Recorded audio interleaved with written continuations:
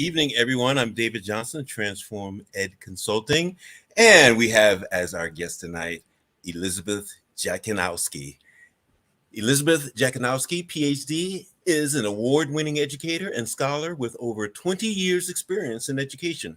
Her experience and professional passion include mental health, special education, music, and graduate programs that prepare educators to support the inclusive education of students with disabilities.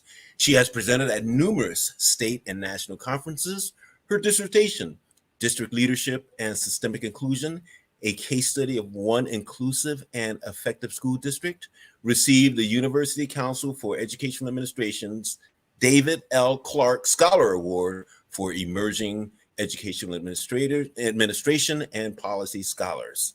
Dr. Jekanowski has written a book to share her son, Tom's remarkable and true story.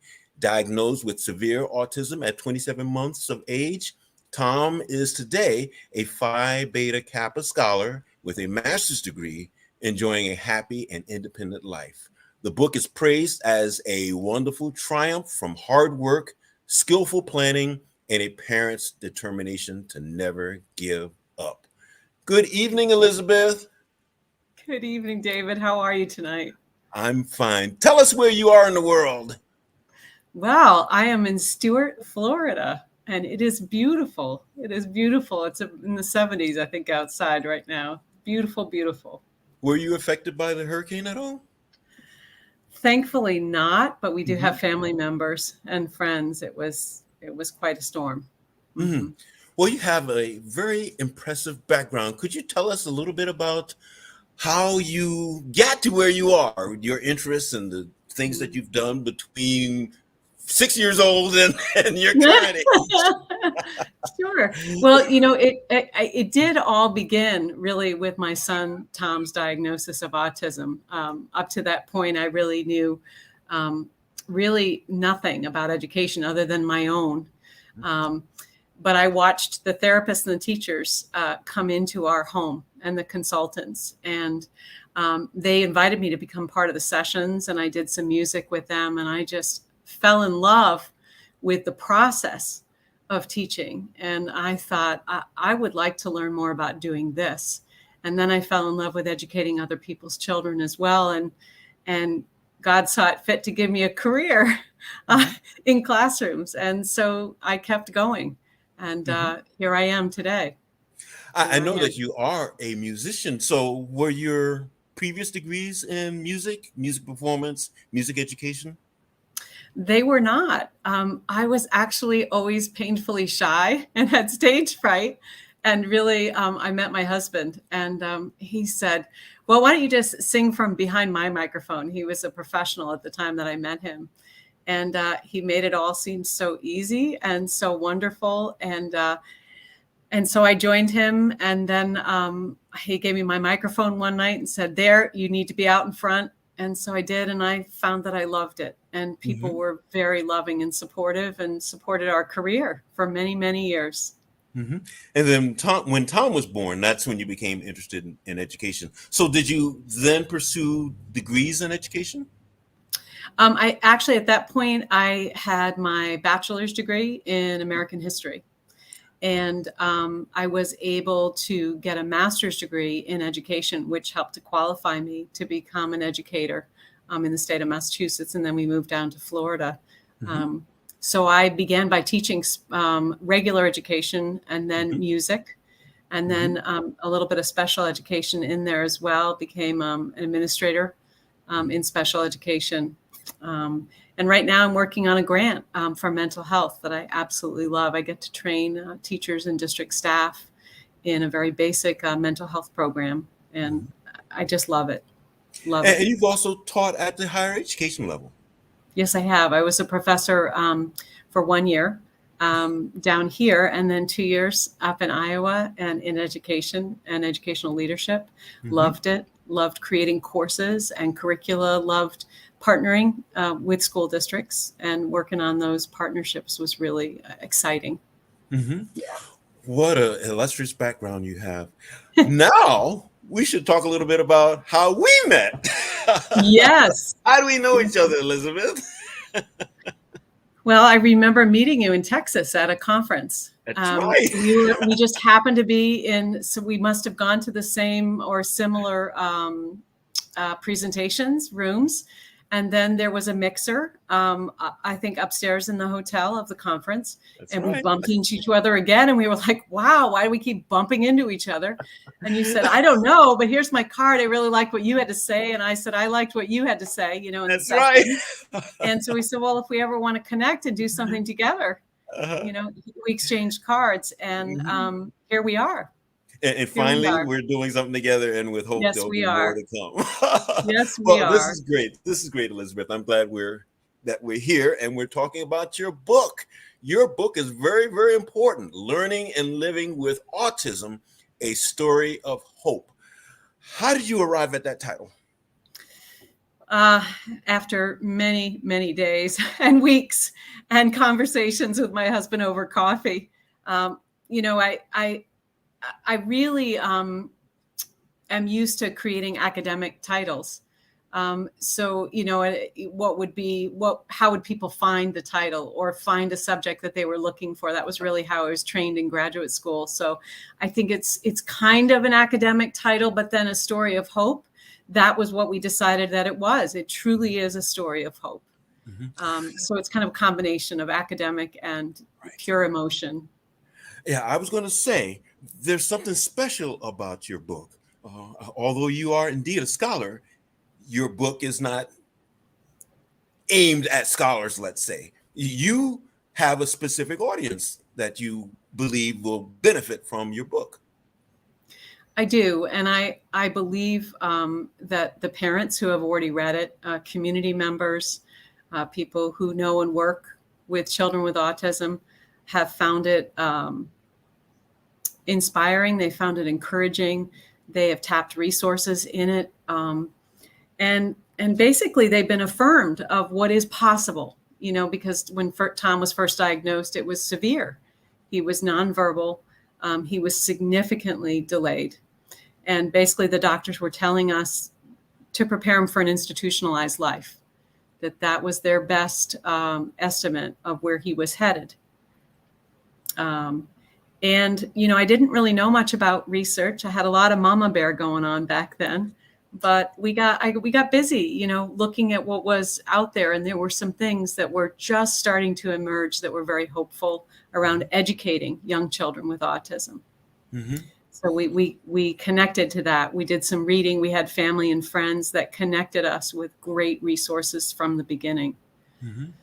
Elizabeth, I would imagine that many of our guests are people who know and understand autism. But for those who do not have the expertise you would have, perhaps it would be to our benefit to have a little primer. So autism is an umbrella or a spectrum. And I love what Dr. Stephen Shore says. If you've met one person with autism, you've met one person with autism. You know, the diagnostic criteria is broad, but fundamentally there are impairments in communication, in learning.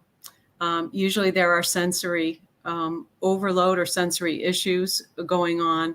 And there are usually rigidity or self-stimulatory behaviors, like our son Tom would flap and hum quite a bit, walked on his toes a little bit, and really was nonverbal and functionally nonverbal up even until second and third grade. So it's a spectrum, though, and there's a range, but there's usually an impact in those main areas. Very, very interesting. And I'm so glad you're here today. We have 6 topics to discuss. So where shall we begin, Elizabeth? Where shall we begin? Well, I feel like we already touched on the diagnosis and the prognosis. It was grim. He was severe. And so we got busy. We looked at our options in the area and decided on applied behavioral analysis, ABA. And, you know, I was just talking to a parent the other day. She goes, ABA, she goes, my granddaughter, we're working with that. She goes, I thought that was just about correcting bad behavior. And I said, well, that's kind of a benefit, isn't it? But I said, it's really a teaching method. And that was more of what was emerging in the late, 1980s when this was happening in the late 1990s, was that ABA was really being viewed more as a teaching method. But we still had to I had to be quite firm with the early intervention directors that this is what we wanted. They did not believe it was developmentally correct or appropriate. And we said, well, it'll be on us. If it's not good for him, we'll take responsibility for that. And it really turned out very good for him. It helped him to learn to learn. One of the things I wanted to ask you in autism diagnosis and prognosis, who were the professionals with whom you were working? So when he was first diagnosed, he was under the age of 3. So it was early intervention. So it was the specialists that they had through them. But then we also scheduled a developmental evaluation at Boston's Children's Hospital. Mm. And so there was a developmental team that evaluated him in many areas, and then collaboratively made the determination that he fit the diagnosis of autism. Mm-hmm. But then it was all the other professionals along the way. It was the occupational therapists. It was the speech and language therapists. It was the therapist through early intervention who said, I don't really believe in the ABA thing. I said, I can respect that. I said, but how about this? Because we love how you work with our son. Will you work on the same goals that we're working on? And just get him because he engaged with her so much. I mean, she was just so entertaining and so vivacious. So she said, okay, I'll keep working on the team, but I won't do ABA, but I'll work on the same goals. And so but Elizabeth, at that point, you were a novice. So how is it that you could debate with professionals? Yeah, that's a good question. I guess I had a lot of mama bear going on, and I think a lot of parents of kids with special needs do. I think maybe that's part of the gift that God gives us when he knows that he's going to give us these kids. And it was part of me, I guess. And thankfully, or hopefully, I didn't throw that around too much. I did use it to push for things that we really believed in. And so now when I go back to the website for early intervention that we used, they're now full partners with the ABA organization that we used in the beginning and we had to fight so hard for. So that was a really good thing when I saw that recently. Mm-hmm. So you introduced ABA to the particular therapist? Well, I think I was probably one of the first. I'm sure I wasn't the only one. And I don't know when that partnership actually happened, but certainly I know that it was not happening when we were there, that we really had to push for it. So you got smart real quick then? I think so. I think so. Yeah, I read a lot. And, it wasn't even, because the internet was just starting. Oh my gosh, am I dating myself, David, or what? But people gave me actual books and flyers and pamphlets, and I couldn't read enough of them. And books like what I just finished writing, books like that showed their kids further down the road and said, this can be possible for you too. This is possible. Wow, great. Well, which topic shall we discuss next? Well, I think this idea of goals is important. And I talk about that with parents, is that so much of special education plans are annual plans and they're annual goals, and they break those goals down. They back chain them, which is just best practice for teaching anything to anyone, is you take the big goal and you back off it and you set goals to get there on the way. But I really challenge parents and community members, and even my colleagues and my other, when I was an administrator, that it's never too early to be thinking long-term. Like, what is your big goal for your child? And always for us, it was independence. Like, we didn't know if Tom would ever speak. We didn't know. They thought he was moderate to severely retarded. Well, obviously that was not correct because he's brilliant and he's lovely. But our goal was never for him to get a Phi Beta Kappa distinction. It was for him to be independent, to wake up in the morning, to have purpose, to feel a part of a community.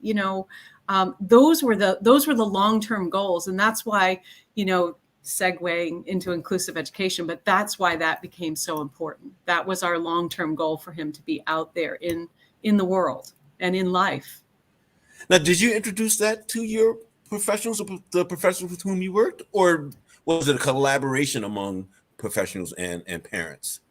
So where Tom was in elementary school in Nantucket, it was part of how they just did things. They were inclusive.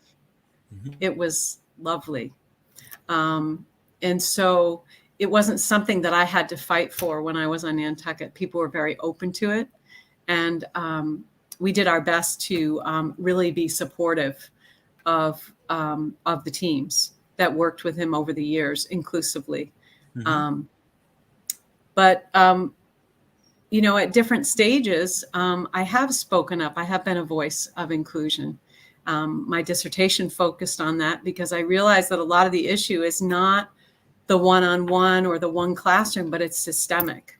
It's whole schools or it's whole districts that don't believe that inclusion can be successful. And my experience over time is that if it's properly planned, if it's monitored and adjusted, and that there's regular communication going on, it absolutely can work. And it isn't just to benefit the child with a disability. It benefits the kids without disabilities because they're getting to know who their community is and who their colleagues are going to be when they grow up and join the workforce. Mm-hmm. I'm thinking back to my own elementary years, and there was no inclusion at that point. Yeah. Correct. May I speak about that for a moment? Ask about that for a moment? Yes, please. From your professional experience, what are the, beyond, inclusion? Yeah. What are the overall big benefits of inclusion? I think the biggest, there were several benefits, but for our son who was nonverbal, who could not demonstrate a lot of what he was learning or knowing, mm-hmm. he was getting a high caliber curriculum delivered to the other students, and he was there. He wasn't in a classroom where the curriculum might be less than rigorous, less than aiming really at a full range of typically developing children. He was getting rich vocabulary when they were discussing, concepts. The other thing is the community and the friendship are the connections. And that's part of autism, is that isolation and that inability or the difficulty in connecting, feeling real connections. And they used to really believe that children with autism didn't have empathy. And we now know that that's not correct. They can't always let you know, or they don't always communicate it. But in fact, Tom is quite empathetic and has a great sense of humor, and is a deep thinker. But one of the early pictures was him in the chicken chair with the preschool girls that were reading to him on either side. And there's so many things that are remarkable about that image. But one of the things is that he didn't like a lot of people to be in his space. And yet he allowed those girls to just push their way in and sit on either side of him in the chicken chair and read to him. And they read to him throughout the day. And he loves to read now. I mean, the benefit, and I think the benefits are immediate in terms of teaching everyone how to get along and how to learn that everyone's a little different. And then as you have those friendships, they grow as the kids grow. And then they're out in the workforce. Again, they're in life and they're adults and they know each other. So would you say that the inclusive environment was key to Tom's, I'll say, academic success? Absolutely. Absolutely. Because we wouldn't have known what was possible. Mm-hmm. If we weren't testing the limits with him, we wouldn't have known. And I feel like there are a lot of children like him, that maybe are nonverbal or that have behaviors or that are having other struggles. And we might just not know, but I don't believe in inclusion that's just kind of thrown together, Right. or that's just kind of put and then let go. Like it's something that really has to be very carefully planned and supported over time. Over time. That might be the strongest term, carefully planned. Yes. And I'm thinking real hard, and I'm thinking back to my elementary years. I had asked the question whether you thought inclusion contributed to Tom's current academic success. I'm thinking back to my years, and it seemed like it was even like a watered down curriculum altogether. Mm-hmm. He didn't experience that. He did Tom not didn't experience that. Not a watered down curriculum saying his potential is this limited, thus we don't even need to teach him this or teach him that. I would guess it was entirely different, wasn't it? It was. We were very, very fortunate for that. We had really caring, committed educators who just never gave up, who really showed him extraordinary care. Extraordinary care. That's wonderful. That's wonderful. Wow. Where shall we go next? Well, the other thing that I really do like to highlight and talk to people about is the fact that this is a marathon. This is a marathon, raising and educating a child with autism, and that if you're going to do this long term, and you really do want to do it long term, you need to be very purposeful and intentional about caring for yourself and your other siblings, your other children, actually. And so for us, what did that look like? I started walking with the boys to school and back, and in all kinds of weather. My husband would look at me sometimes like, oh no, that looked like a weekly date night for my husband and I to get out. But, again, this was the support of family and friends that allowed us to do this. We couldn't have done this if we didn't have that love and support of those around us. It also looks like taking time with your other children one-on-one. There's a lot of one-on-one time with your child with a disability, but what about your other children? They need your undivided time and attention, and still do. So I still love doing that as well. With now that they're both adult, my son's 28 and 30, love them, love both of them, and this idea that that respite is hard to come by, but it is there. There are resources within community agencies. It may not be perfect, but it is there, and maybe it's something to explore if you haven't already explored it. But also, hang in there with family and friends and see if there is even just one or maybe one or two that can help you out with that date night, or with helping you to take care for your son so you can, or your child, so you can be with your other children, for special regular times. Very, very important.